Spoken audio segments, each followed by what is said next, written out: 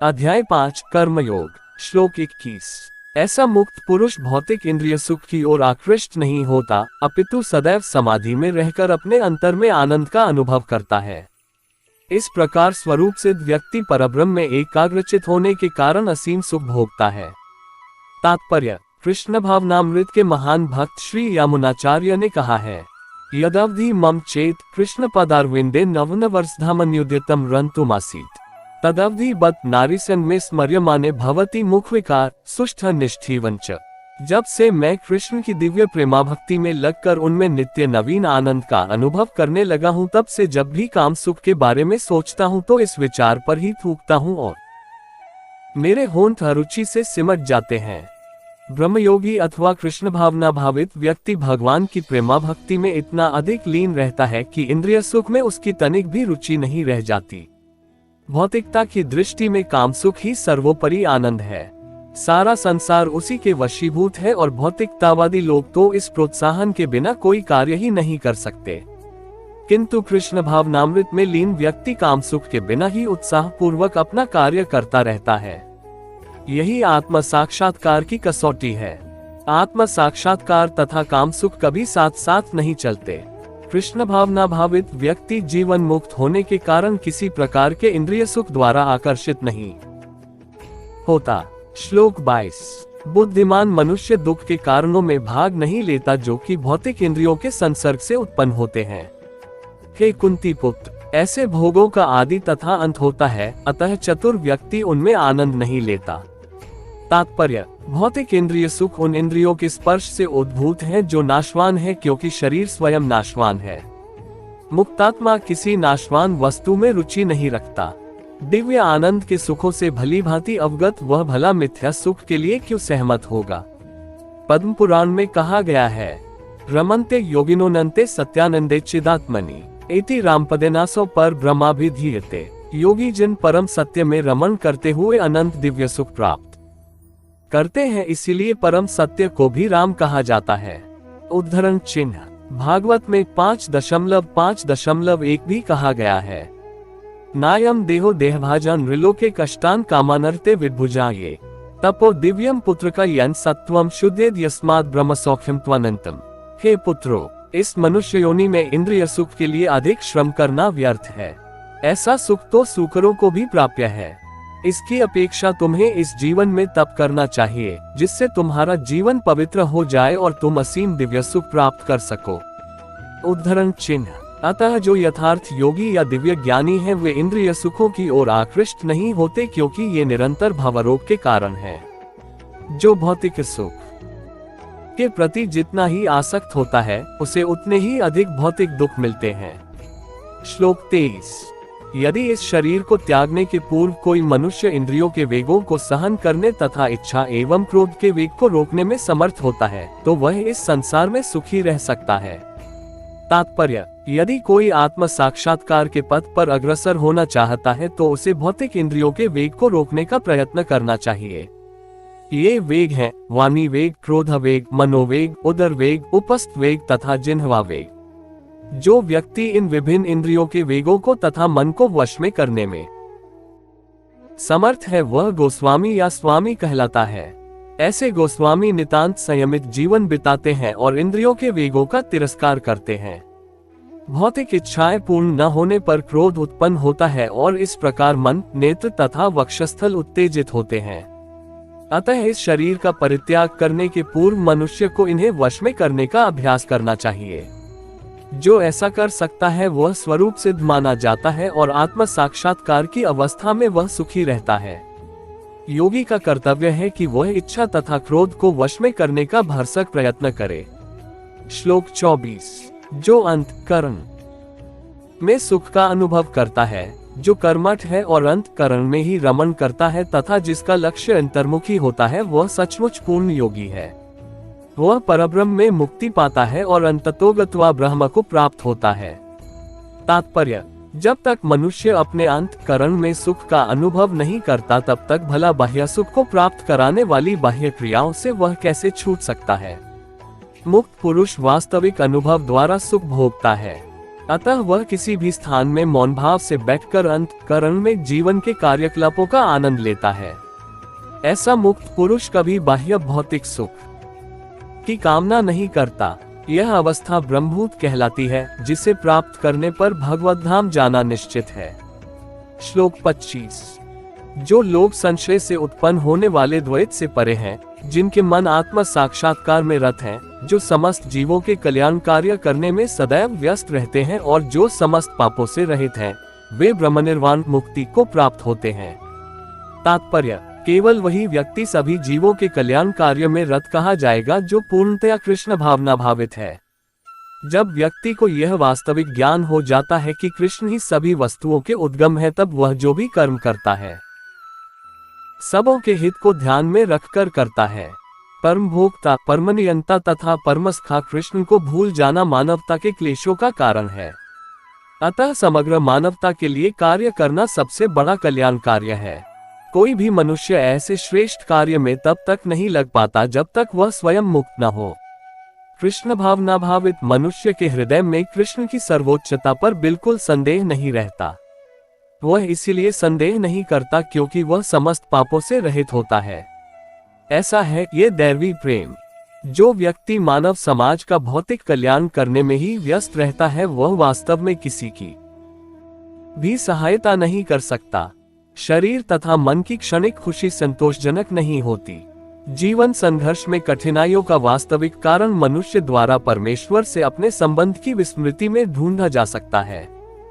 जब मनुष्य कृष्ण के साथ अपने संबंध के प्रति पूर्णतया सचेष्ट रहता है, तो वह वास्तव में मुक्तात्मा होता है, भले ही वह भौतिक शरीर के जाल में फंसा हो। श्लोक 26। जो क्रोध तथा समस्त भौतिक इच्छाओं से रहित है, जो स्वरूप सिद्ध आत्मसंयमी है और संसिद्धि के लिए निरंतर प्रयास करते हैं, उनकी मुक्ति निकट भविष्य में सुनिश्चित है। तात्पर्य: मोक्ष के लिए सतत प्रयत्नशील रहने वाले साधु पुरुषों में से जो कृष्ण भावना भावित होता है, वह सर्वश्रेष्ठ है। इस तथ्य की पुष्टि भागवत में 4:22-39 इस प्रकार हुई है।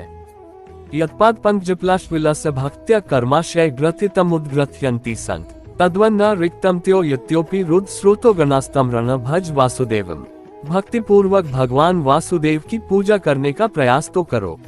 बड़े से बड़े साधु पुरुष भी इंद्रियों के वेग को उतनी कुशलता से रोक पाने में समर्थ नहीं हो पाते जितना कि वे जो सकाम कर्मों की तीव्र इच्छा को समूल नष्ट करके और भगवान के चरण कमलों की सेवा करके दिव्य आनंद में लीन रहते हैं।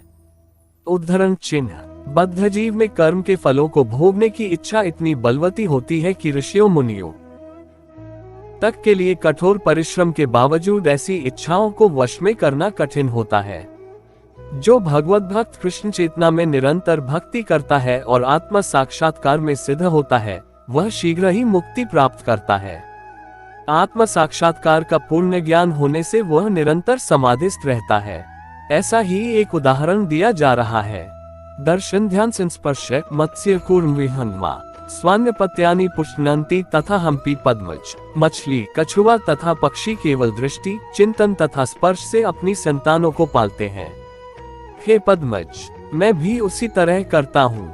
उद्धरण चिन्ह: मछली अपने बच्चों को केवल देखकर बड़ा करती है। कछुआ केवल चिंतन द्वारा अपने बच्चों को पालता है। कछुआ अपने अंडे स्थल में देता है और स्वयं जल में रहने के कारण निरंतर अंडों का चिंतन करता रहता है। इसी प्रकार भगवत भक्त भगवत धाम से दूर स्थित रहकर भी भगवान का चिंतन करके कृष्ण भावनामृत द्वारा उनके धाम पहुंच सकता है। उसे भौतिक क्लेशों का अनुभव नहीं होता। ये जीवन अवस्था ब्रह्मनिर्वाण अर्थात भगवान में निरंतर लीन रहने के कारण भौतिक कष्टों का अभाव कहलाती है। श्लोक 27-28। समस्त इंद्रिय विषयों को बाहर करके, दृष्टि को भौहों के मध्य में केंद्रित करके, प्राण तथा अपान वायु को नथुनों के भीतर रोककर और इस तरह मन, इंद्रियों तथा बुद्धि को वश में करके जो मोक्ष को लक्ष्य बनाता है, वही योगी इच्छा, भय तथा क्रोध से रहित हो जाता है। जो निरंतर इस अवस्था में रहता है, वह अवश्य ही मुक्त है। तात्पर्य: कृष्ण भावनामृत में रत होने पर मनुष्य तुरंत ही अपने आध्यात्मिक स्वरूप को जान लेता है, जिसके पश्चात भक्ति के द्वारा वह परमेश्वर को समझता है। जब मनुष्य भक्ति करता है तो वह दिव्य स्थिति को प्राप्त होता है और अपने कर्म क्षेत्र में भगवान की उपस्थिति का अनुभव करने योग्य हो जाता है। यह विशेष स्थिति मुक्ति कहलाती है। मुक्ति विषयक उपर्युक्त सिद्धांतों का प्रतिपादन करके श्री भगवान अर्जुन को ये शिक्षा देते हैं कि मनुष्य किस प्रकार अष्टांग योग का अभ्यास करके इस स्थिति को प्राप्त होता है। यह अष्टांग योग 8 विधियों यम, नियम, आसन, प्राणायाम, प्रत्याहार, धारणा, ध्यान तथा समाधि में विभाजित है। 6ठे अध्याय में योग के विषय में विस्तृत व्याख्या की गई है। 5वें अध्याय के अंत में तो इसका प्रारंभिक विवेचन ही दिया गया है। योग में प्रत्याहार विधि से शब्द, स्पर्श, रूप, स्वाद तथा गंध का निराकरण करना होता है और तब दृष्टि को दोनों भौहों के बीच लाकर अधखुली पलकों से उसे नासाग्र पर केंद्रित करना पड़ता है। आंखों को पूरी तरह बंद करने से कोई लाभ नहीं होता, क्योंकि तब सो जाने की संभावना रहती है। न ही आंखों को पूरा खुला रखने से कोई लाभ है, क्योंकि तब तो इंद्रिय विषयों द्वारा आकृष्ट होने का भय बना रहता है। नथुनों के भीतर श्वास की गति को रोकने के लिए प्राण तथा अपान वायुओं को सम किया जाता है। ऐसे योगाभ्यास से मनुष्य अपनी इंद्रियों के ऊपर नियंत्रण प्राप्त करता है, बाह्य इंद्रिय विषयों से दूर रहता है और अपनी मुक्ति की तैयारी करता है। इस योग विधि से मनुष्य समस्त प्रकार के भय तथा क्रोध से रहित हो जाता है और परमात्मा की उपस्थिति का अनुभव करता है। दूसरे शब्दों में कृष्ण भावनामृत योग के सिद्धांतों को संपन्न करने की सरलतम विधि है। अगले अध्याय में इसकी विस्तार से व्याख्या होगी।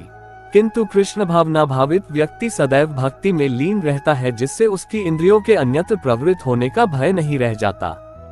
अष्टांग योग की अपेक्षा इंद्रियों को वश में करने की यह अधिक उत्तम विधि है।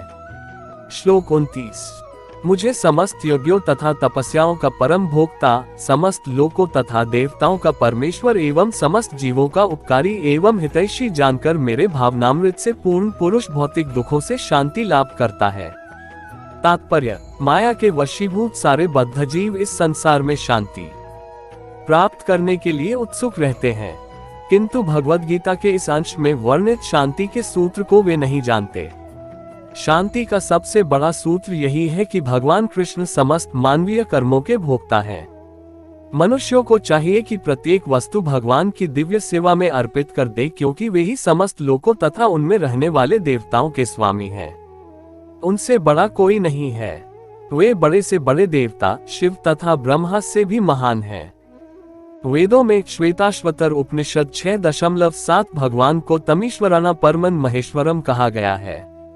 माया के वशीभूत होकर सारे जीव सर्वत्र अपना प्रभुत्व जताना चाहते हैं, लेकिन वास्तविकता तो यह है कि सर्वत्र भगवान की माया का प्रभुत्व है।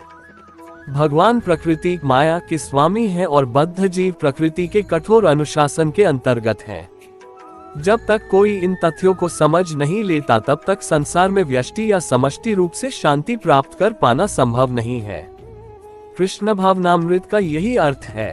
भगवान कृष्ण परमेश्वर हैं तथा देवताओं सहित सारे जीव उनके आश्रित हैं। पूर्ण कृष्ण भावनामृत में रहकर ही पूर्ण शांति प्राप्त की जा सकती है। ये 5वां अध्याय कृष्ण भावनामृत की, जिसे सामान्यतया कर्मयोग कहते हैं, व्यावहारिक व्याख्या है। यहाँ पर इस प्रश्न का उत्तर दिया गया है कि कर्मयोग से मुक्ति किस तरह प्राप्त होती है। कृष्ण भावनामृत में कार्य करने का अर्थ है परमेश्वर के रूप में भगवान के पूर्ण ज्ञान के साथ कर्म करना। ऐसा कर्म दिव्य ज्ञान से भिन्न नहीं होता। प्रत्यक्ष कृष्ण भावनामृत भक्ति योग है और ज्ञान योग वह पथ है जिससे भक्ति योग प्राप्त किया जाता है। कृष्ण भावनामृत का अर्थ है परमेश्वर के साथ अपने संबंध का पूर्ण ज्ञान प्राप्त करके कर्म करना, और इस चेतना की पूर्णता का अर्थ है कृष्ण या श्री भगवान का पूर्ण ज्ञान। शुद्ध जीव भगवान के अंश रूप में ईश्वर का शाश्वत दास है। वह माया पर प्रभुत्व जताने की इच्छा से ही माया के संपर्क में आता है और यही उसके कष्टों का मूल कारण है। जब तक वह पदार्थ के संपर्क में रहता है, उसे भौतिक आवश्यकताओं के लिए कर्म करना पड़ता है, किंतु कृष्ण भावनामृत उसे पदार्थ की परिधि में स्थित होते हुए भी आध्यात्मिक जीवन में ले आता है, क्योंकि भौतिक जगत में भक्ति का अभ्यास करने पर जीव का दिव्य स्वरूप पुनः प्रकट होता है। जो मनुष्य जितना ही प्रगत है, वह उतना ही पदार्थ के बंधन से मुक्त रहता है। भगवान किसी का पक्षपात नहीं करते। ये तो कृष्ण भावनामृत के लिए व्यक्तिगत व्यवहारिक कर्तव्य पालन पर निर्भर करता है, जिससे मनुष्य इंद्रियों पर नियंत्रण प्राप्त करके इच्छा तथा क्रोध के प्रभाव को जीत लेता है। और जो कोई उपर्युक्त काम इच्छाओं को वश में करके कृष्ण भावनामृत में दृढ़ रहता है, वह ब्रह्मनिर्वाणी या दिव्य अवस्था को प्राप्त होता है। कृष्ण भावनामृत में अष्टांग योग पद्धति का स्वयमेव अभ्यास होता है, क्योंकि इससे अंतिम लक्ष्य की पूर्ति होती है। यम, नियम, आसन, प्राणायाम, प्रत्याहार, धारणा, ध्यान तथा समाधि के अभ्यास द्वारा धीरे धीरे प्रगति हो सकती है। किंतु भक्ति योग में तो ये प्रस्तावना के स्वरूप है, क्योंकि केवल इसी से मनुष्य को पूर्ण शांति प्राप्त हो सकती है। यही जीवन की परम सिद्धि है। इस प्रकार श्रीमद् भगवद गीता के 5वें अध्याय कर्म योग कृष्ण भावना भावित कर्म का भक्ति वेदांत तात्पर्य पूर्ण हुआ।